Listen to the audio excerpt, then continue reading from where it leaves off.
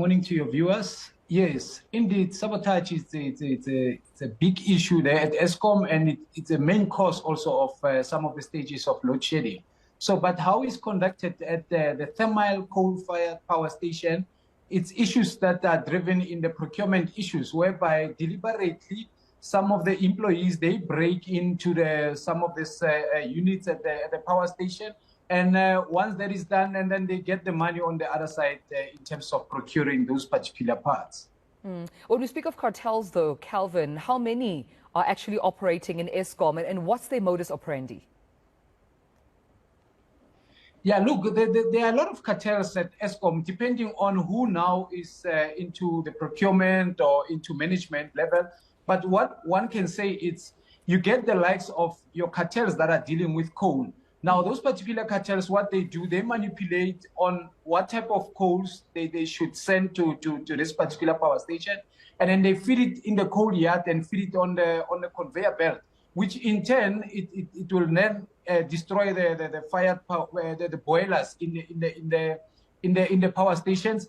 And then you get the cartels that are operating within the security industry. Because now, why I'm saying in the security industry, that's why even Minister Bigitele was so shocked that we've got security at Eskom that is being paid 2 billion, but they don't see any outcome or any difference in terms of sabotage. It is because the big companies, whereby now they need to transfer skill to a 30% company, but yet they don't do that. They compromise one another. They frame one another with some copper in the copper theft in some of the vehicles. As they exit the power stations, they get caught. And then they will take the full 100% and not even transfer the skill to a 30% company. Then you get the likes of this particular, the so-called business forums. Now with the business forums or the so-called Boko Harams, they go even as far as setting up roadblocks, waiting for the guys that are employed in Eskom.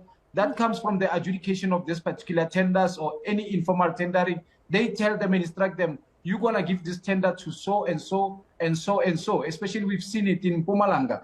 And those are some of the cartels.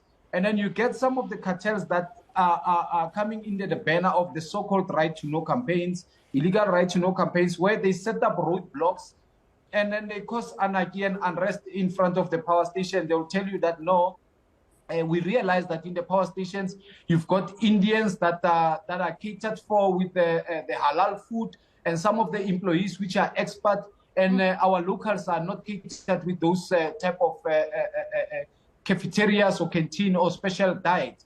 So they will cause the unrest outside at the power station. So there are various numerous cartels, to even a point where even in distribution, you get the guys that are operating the ghost vending machines with the